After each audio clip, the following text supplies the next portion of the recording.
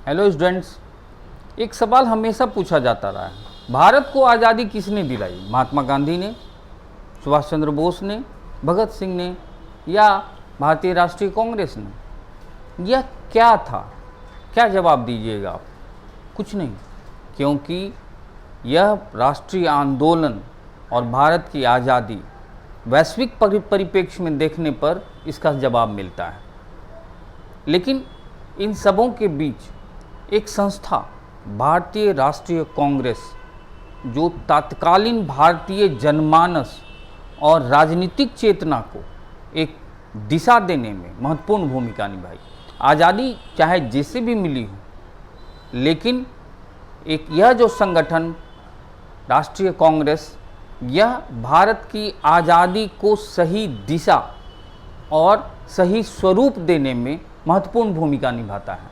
क्योंकि भारत की जो सामंती व्यवस्था थी, उसमें लोकतांत्रिक संस्थाओं के विकास के लिए यह एक महत्वपूर्ण भूमिका के रूप में सामने आता है। लेकिन यह राष्ट्रीय कांग्रेस, भारतीय राष्ट्रीय कांग्रेस अचानक से नहीं बन गई। इससे पहले 1885 से बहुत पहले से भारत में कई राजनीतिक संस्थाएं छोटे छोटे टापुओं के रूप में बड़े बड़े शहरों में काम कर रहा था। मध्यवर्गीय चेतना का यह एक सशक्त माध्यम था। लेकिन यह राजनीतिक चेतना का उभार वास्तव में ब्रिटिश सत्ता और भारतीय जो नव शिक्षित वर्ग था, उसके टकराव से यह संस्था सामने आती है। इसमें अग्रणी भूमिका निभाते हैं जो भारत के जो बड़े बड़े पदों पर थे, खासकर वकील, छोटे मोटे राजवाड़े, जमींदार, उद्योगपति। इन लोगों ने इस संस्था को बनाने में एक भूमिका निभाई। खासकर ए.ओ. ह्यूम नाम के एक स्कॉटलैंड के निवासी, जो भारत में ब्रिटिश सत्ता में ICS के पदों पर बहुत जगह भारत में वो नौकरी करके भारत के प्रति उनकी जिज्ञासा बढ़ रही थी। वो बहुत पहले से ही भारत के प्रति एक अच्छी भूमिका निभा रहे थे और भारत के लिए वो काम कर रहे थे। लेकिन ए.ओ. ह्यूम साहब ने तत्कालीन गवर्नर जनरल डफरिन से संपर्क किया। डफरिन भी चाह रहे थे कि ऐसा कोई संगठन संस्था बने जो छिटपुट, जो बंगाल में, महाराष्ट्र में, मद्रास में और जहाँ तहाँ जो संगठन बन रहे हैं, उसकी तुलना में एक ऐसी संस्था बने जहाँ पर सभी इकट्ठा हों, आपस में बातचीत करें, राजनीतिक विमर्श करें, सामाजिक बात करें और इसकी सूचना ब्रिटिश सत्ता को मिले और ब्रिटिश सत्ता फिर इसके काट के रूप में अपनी नीतियां बनाए। दोनों थे। ए.ओ. ह्यूम साहब चाह रहे थे कि ऐसी संस्था बस बन जाए, उसके बाद तो यह संस्था धीरे धीरे अखिल भारतीय स्वरूप लेगा और फिर एक बड़ा जनमानस इसके साथ जुड़ेगा। उधर डफरिन अपनी चालबाजियों में था कि शाम में एक भोज आयोजित होता था। हर कांग्रेस बैठक के बाद गवर्नर जनरल या गवर्नर के यहाँ एक आलीशान भोज होता था, जिसमें सभी शामिल होते थे जो कांग्रेस के सदस्य होते थे। वहाँ विचार विमर्श होता था। यह कोई खास बात नहीं थी शुरुआती दौर में, लेकिन यह धीरे धीरे बाद के कालों में जब इसमें महत्वपूर्ण नेतृत्वकर्ता, नेता सब शामिल होते चले गए और अपनी बातों को सशक्त ढंग से रखने लगे, तब जाके भारतीय राष्ट्रीय कांग्रेस एक महत्वपूर्ण संस्था के रूप में उभरी। लेकिन सबसे पहले इसकी कल्पना जो ए.ओ. ह्यूम साहब की थी, इन्होंने ही चाहा कि एक संगठन बने और इसके लिए उन्होंने 1884 में भारतीय राष्ट्रीय संघ नाम की संस्था बनाई, जिसमें सभी छोटे छोटे दलों को आमंत्रित किया। लेकिन सुरेंद्रनाथ बनर्जी का जो बंगाल पर अपना वर्चस्व था, वो इस संस्था में शामिल नहीं होना चाहते थे। नेशनल कॉन्फ्रेंस, उनकी संस्था जो एक अलग स्वरूप के साथ आगे बढ़ रही थी, यह इसमें शामिल नहीं होना चाह रही थी। लेकिन ए.ओ. ह्यूम साहब के इस भारतीय राष्ट्रीय संघ की बैठक बुलाने के लिए एक साल बाद 1885 में इन्होंने पूना को तय किया। वहाँ बड़े बड़े महादेव गोविंद रानाडे, दादा भाई नौरोजी और भी कई बड़े बड़े नेता इसमें शामिल होते हैं और ये संगठन आगे बढ़ता है। लेकिन पूना में जैसे ही ये 25 दिसंबर 1885 को यह बैठक आयोजित की जाती थी, वहाँ हैजा फैल गया। कहीं कहीं प्लेग भी है लिखा हुआ, लेकिन यह हैजा फैल जाने के कारण वहाँ डर से लोग पूना में नहीं बैठक हुई और आनन फानन में 28 दिसंबर 1885 को बम्बई में यह एक गोकुलदास तेजपाल संस्कृत महाविद्यालय में यह आयोजित की गई। सभी जाड़े का मौसम, सभी लोग बड़े बड़े लदकद कपड़े पहने हुए इसमें आते हैं। कुल 72 इसमें शामिल होते हैं। यह अभिजात वर्ग थे, इसमें 72 ही लोग थे अभिजात वर्ग, ये सोच के ये बस अपनी सामाजिक प्रतिष्ठा, राजनीतिक महत्वाकांक्षा और लगे हाथ सामाजिक विमर्श और राजनीतिक विमर्श भी हो जाएगा, और इस तरह से इस बैठक में शामिल होते हैं।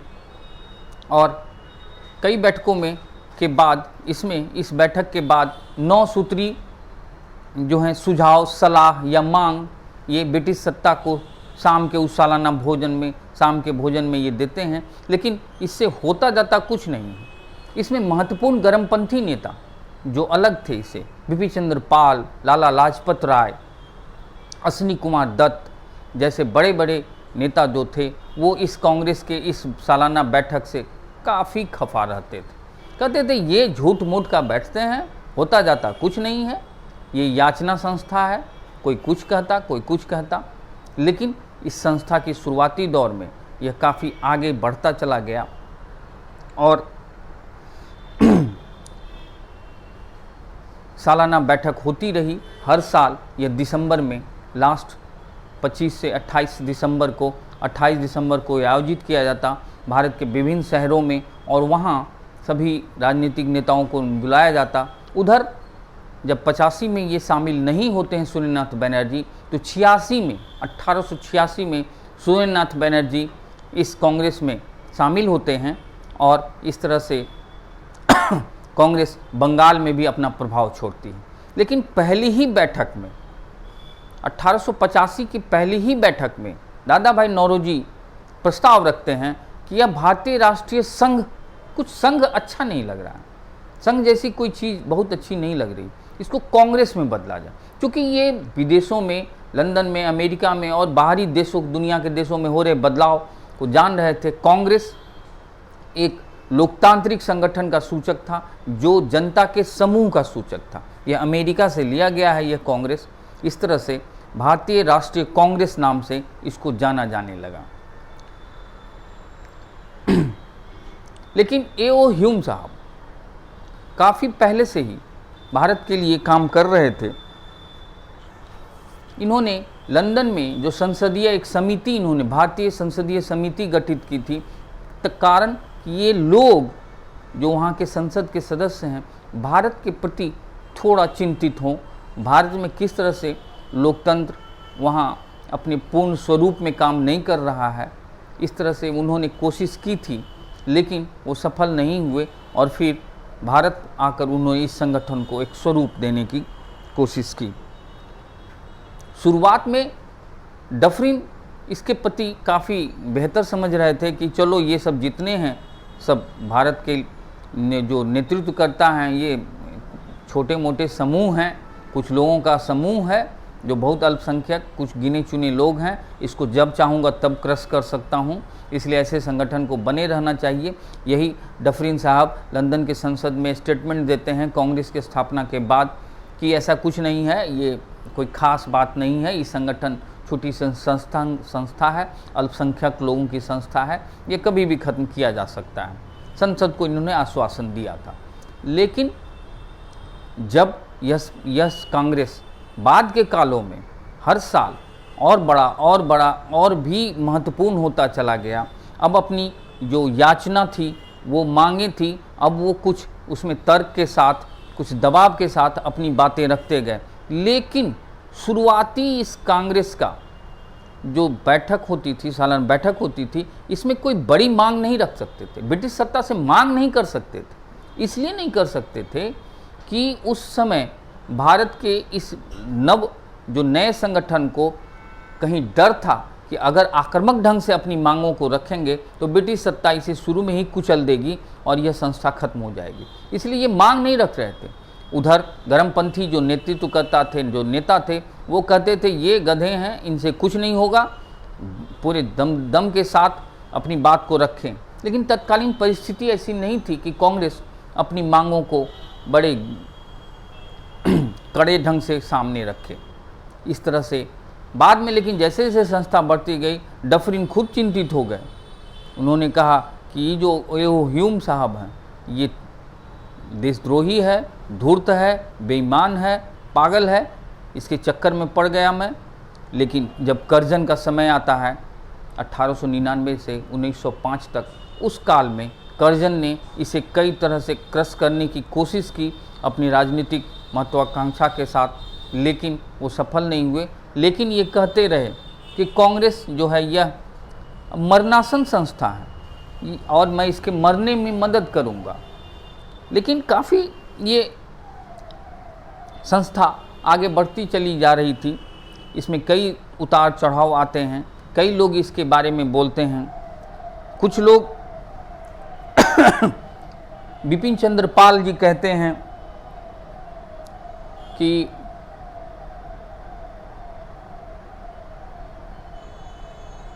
यह एक याचना संस्था है, याचना संस्था के नाम से इसको घोषित करते हैं। उसी तरह बंकिम चंद्र चटर्जी कहते हैं कि कांग्रेस में जो भी लोग शामिल हैं वो सभी पदों के लोलुप हैं। और सबसे बुरा तो तिलक जी, ये तो आक्रामक एग्रेसिव नेता थे। इन्होंने कहा कि ये सालाना जो बैठक 3 दिन बरसाती मेढक की तरह टरटराते हैं, इससे कुछ होने वाला नहीं है, इन मेढकों की टरटराने से कुछ मिलेगा नहीं। ये तिलक जी का स्टेटमेंट था। लाला लाजपत राय इसे वार्षिक राष्ट्रीय मेला कहते हैं। उसी तरह से अश्विनी कुमार दत्त इसे 3 दिन का तमाशा कहते हैं। लेकिन ऐसे ही कई विचार रखते हैं, जिसमें सबसे महत्वपूर्ण A.O. ह्यूम साहब के जो जीवनीकार थे, उसके जो ऑटोबायोग्राफी लिखने वाले बैडन बर्न, इन्होंने ही सबसे पहले, बैडन बर्न साहब ने ही तड़ित चालक सेफ्टी वाल्व कहा इसको। सेफ्टी वाल्व जैसे जो टॉपिक था वो बैडन बर्न, जो A.O. ह्यूम के जीवनीकार थे, उन्होंने ही कहा। और भारतीय जो और नेतृत्वकर्ता थे, जो भी यहाँ के राजनीतिज्ञ थे, उन्होंने कांग्रेस की संस्था को इन्होंने तड़ित चालक के रूप में व्याख्यायित किया। क्योंकि यह तड़ित चालक इसलिए कहा कि यह ब्रिटिश सत्ता के विरुद्ध जो आक्रामकता थी, जो लोगों की जनमानस की आक्रामकता थी, उसको बड़े सॉफ्ट ढंग से ये बाहर निकाल देता और ब्रिटिश सत्ता बनी रहती। शुरुआती दौर की ये बातें चलती रहीं। लेकिन ब्रेडले जो महत्वपूर्ण रूप से बाद में स्टेटमेंट देते हैं कि यह जो संस्था थी, यह काफ़ी महत्वपूर्ण संस्था थी और इन्होंने भारतीय लंदन की संसद में इन्होंने भारत के बारे में इन्होंने जो कहा, कांग्रेस के बारे में, वह उनको भारत के सदस्य के रूप में लंदन की संसद में महत्वपूर्ण उनको स्थान मिलता है। ऐसे ही कई महत्वपूर्ण और भी नेता थे। एनी बेसेंट ने कहा कांग्रेस का जन्म मातृभूमि की रक्षा के लिए उन 17 लोगों की संस्था थी, जिसमें A.O. ह्यूम साहब भी थे, वो इसमें शामिल हैं।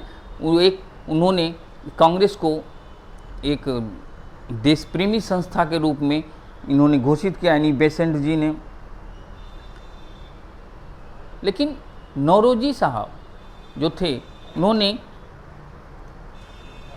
ब्रिटिश प्रजा और भारतीय सत्ता में लोकतांत्रिक स्थानों की जो अवहेलना हो रही थी, उसमें उन्होंने घोषणा की कि ऐसे प्रजा, ऐसे सत्ता के नीचे रहना भारत के लिए बहुत बेईमानी होगी। इसलिए नौरोजी साहब काफ़ी आक्रामक ढंग से काम करते हैं। वैसे और भी कई लोग इसमें जुड़ते हैं, चलती हैं बातें। और कांग्रेस के इस संगठन और इस संस्था का जो स्वरूप था वो धीरे धीरे बढ़ता चला जाता है। लेकिन कांग्रेस की हर सालाना बैठक में कई मुद्दे सामने आते थे, कई बातों पर गौर किया जाता था। इसमें 1891 में नागपुर अधिवेशन में पहली बार राष्ट्रीय शब्द को बहुत महत्वपूर्ण ढंग से कांग्रेस के साथ जोड़ा जाता है।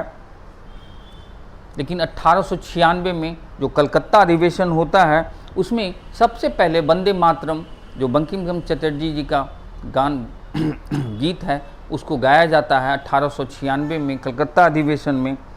लेकिन 1806 में नौरोजी साहब ने इस कांग्रेस के अधिवेशन में स्वराज शब्द, स्वराज को महत्वपूर्ण रूप से एक स्वरूप देता है और यहीं से कांग्रेस अपनी आक्रामकता दिखाने के लिए सामने आती है। चूँकि तिलक जो थे इस समय तक स्वराज आंदोलन और बंगाल विभाजन के बाद स्थिति, जो राजनीतिक स्थिति जो आक्रामक ढंग से सामने आई थी उसको स्वरूप देने, उसमें कांग्रेस की महत्ता को स्पष्ट करने के लिए जो दबाव पड़ रहा था वह स्वराज शब्द से सामने आता है 1906 के बैठक में। लेकिन 1907 में सूरत स्प्लिट एक बहुत बड़ी घटना थी जिसमें नौरोजी और तिलक के गुट अलग अलग हो जाते हैं। नरमपंथी गुट और गर्मपंथी गुट अलग हो जाते हैं।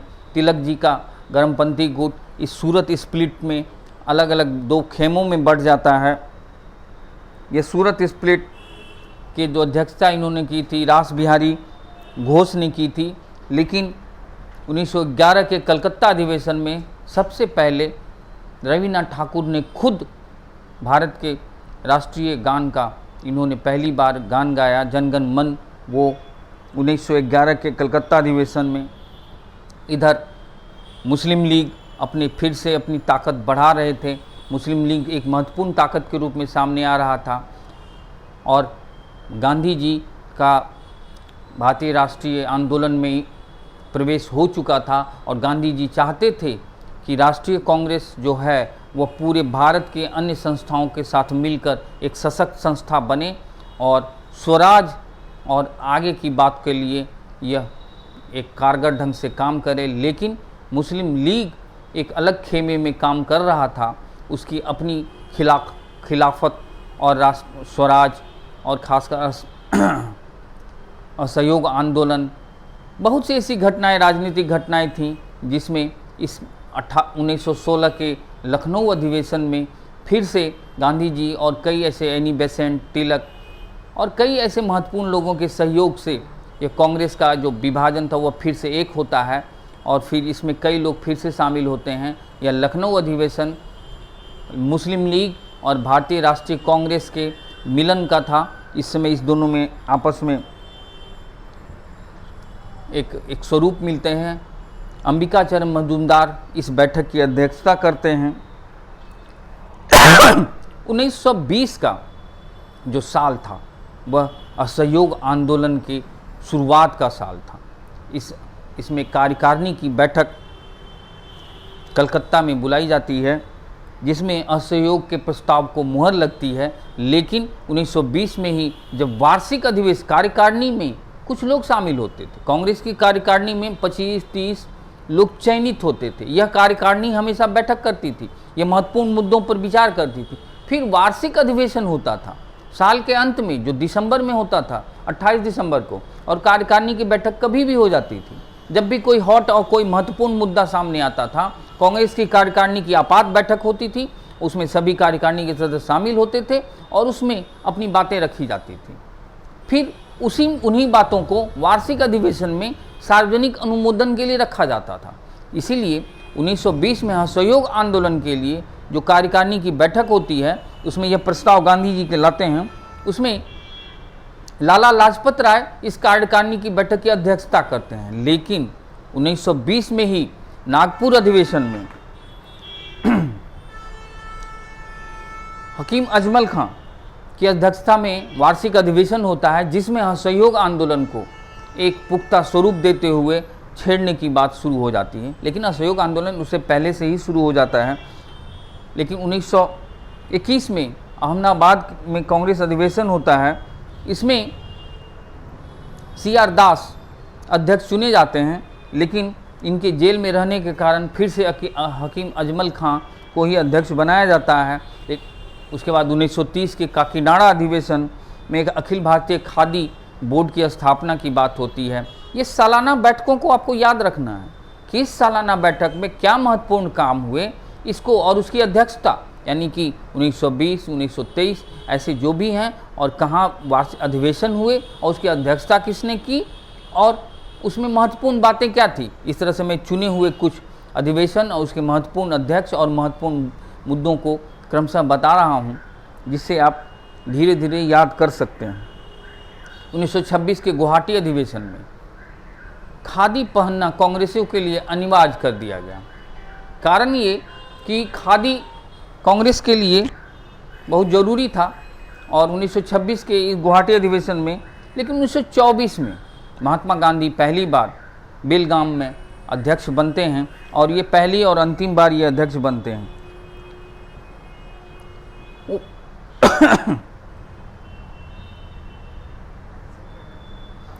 1917 में कलकत्ता अधिवेशन में पहली बार कांग्रेस की अध्यक्ष एक महिला बनती है, एनी बेसेंट, और ये 1917 के कलकत्ता अधिवेशन में। और जो कानपुर अधिवेशन होता है 1925 में, जिसमें पहली बार भारतीय बनती हैं अध्यक्ष सरोजिनी नायडू। इस तरह से 1917 का कलकत्ता अधिवेशन, 1925 का कानपुर अधिवेशन दोनों महत्वपूर्ण है, इसको भी याद रखना है। और फिर लेकिन 1929 का लाहौर अधिवेशन ये सबसे महत्वपूर्ण माना जाता है। यह अधिवेशन पहली बार, इसमें पूर्ण स्वराज की बात जवाहरलाल नेहरू अध्यक्ष बनते हैं, और पूर्ण स्वराज की बात करते हुए भारत को अब बस आज़ादी की ही बात करते हैं। पूर्ण स्वराज यानी कि अब स्वाधीनता ही एकमात्र उपाय है, जो 1929 के लाहौर अधिवेशन में होता है। और गांधी जी इस समय जवाहरलाल नेहरू को बहुत मदद करते हैं, और इस लाहौर अधिवेशन में ही तय किया गया कि हर साल 26 जनवरी को आज़ादी, भारत की आज़ादी के दिवस के रूप में, स्वतंत्रता दिवस के रूप में मनाया जाएगा। 1931 कराची अधिवेशन भी बहुत महत्वपूर्ण है, क्योंकि 1931 में ही, इसी अधिवेशन के कुछ दिन पहले भगत सिंह, राजगुरु और सहदेव को फांसी दी जाती है। लेकिन गांधी जी और पूरा कांग्रेस इस मुद्दे पर चुप रहता है के बावजूद कराची में कांग्रेस का अधिवेशन होता है, और यहाँ गांधी जी और तमाम कांग्रेस के बड़े बड़े नेताओं को काले झंडे दिखाए जाते हैं, और इसी अधिवेशन में मौलिक अधिकारों की भी बात होती है। इस विवादित अधिवेशन को काफ़ी महत्वपूर्ण माना गया है। लेकिन सुभाष चंद्र बोस की एंट्री जब होती है कांग्रेस में, तब जाके कांग्रेस फिर से वामपंथी या वाम विचारधारा को आगे लेते हुए, जो कांग्रेस पर कई ऐसे आरोप थे, उससे अलग होता हुआ एक स्वरूप गठित करता है। सुभाष चंद्र बोस 1938 में हरिपुरा अधिवेशन में अध्यक्ष बनते हैं। उसके बाद 1939 में त्रिपुरी संकट आता है, जिसमें सुभाष चंद्र बोस फिर से जीत जाते हैं। गांधी जी के जो पटाभी सीतारमैया थे वो हार जाते हैं। इस तरह से इस विवाद के बाद सुभाष चंद्र बोस कांग्रेस छोड़ के अलग हो जाते हैं, और वो बाद में फॉरवर्ड ब्लॉक बनाते हैं 1939 में। लेकिन सुभाष चंद्र बोस के निकलने के बाद इसकी अध्यक्षता राजेंद्र प्रसाद करते हैं। 1940 में रामगढ़ अधिवेशन में मौलाना आज़ाद, जो सबसे कम उम्र के अध्यक्ष बनते हैं, और सबसे अधिक बार मौलाना आज़ाद और पंडित नेहरू, यही दो लोग थे जो सबसे अधिक बार कांग्रेस के अध्यक्ष बन चुके हैं। इस तरह से आज़ादी के समय कांग्रेस के अध्यक्ष राजेंद्र प्रसाद थे, और इसके बाद भी एक दो अधिवेशन होते रहते हैं। 1948 में भी जयपुर अधिवेशन, 1946 में मेरठ अधिवेशन, ये सब होते हैं। लेकिन कांग्रेस के महत्वपूर्ण अधिवेशनों में 3 अधिवेशन को मैं बाद में विस्तार से पढ़ाऊंगा, जिसमें सूरत स्प्लिट 1917 का, 1907 का सूरत स्प्लिट का अधिवेशन, यह भी बताऊंगा। 1916 का लखनऊ अधिवेशन के बारे में विस्तार से बताऊंगा, और 1929 के लाहौर अधिवेशन के बारे में भी विस्तार से बताऊंगा। लेकिन इन अधिवेशनों और तमाम मुद्दों पर आप बार बार सुनिए, बार बार ध्यान से इनको सुनिएगा, तब जाके याद होगा, ऐसे याद नहीं होगा। और जहाँ दिक्कत हो वहाँ कुछ नोट डाउन भी करें, और उसको एक क्योंकि इससे एक सवाल बीपीएससी हो, दरोगा हो, या किसी भी कंपटीशन में कांग्रेस की स्थापना से एक सवाल पूछे ही जाते हैं। इसमें खासकर विभिन्न अधिवेशनों में किस अधिवेशन में क्या घटना हुई, इसके बारे में पूछा जाता है, और महत्वपूर्ण टर्निंग पॉइंट्स के बारे में पूछा जाता है। और दूसरा, इसमें किसने क्या कहा कांग्रेस के बारे में, इसको भी आपको जानना चाहिए। इस तरह से आप इस वीडियो को बार बार देखें और याद रखने की कोशिश करें। अगर रेगुलर क्लास होता तो मैं इसे डिबेट क्लास भी रखता, लेकिन यहाँ तो ऑनलाइन या वीडियो के द्वारा आपको बताना है। इससे भी फिर भी आपको मन में कोई सवाल हो, कोई त्रुटि हो, कुछ बातें हो, तो आप कमेंट बॉक्स में जा सकते हैं, वहाँ सवाल पूछ सकते हैं, मैं ज़रूर जवाब दूंगा। और आगे मैं भारतीय राष्ट्रीय आंदोलन के इस बारे में बताता, क्रमशः विभिन्न अध्यायों को, चैप्टरों को बताता रहूँगा और आप इसे गौर से देखते रहें।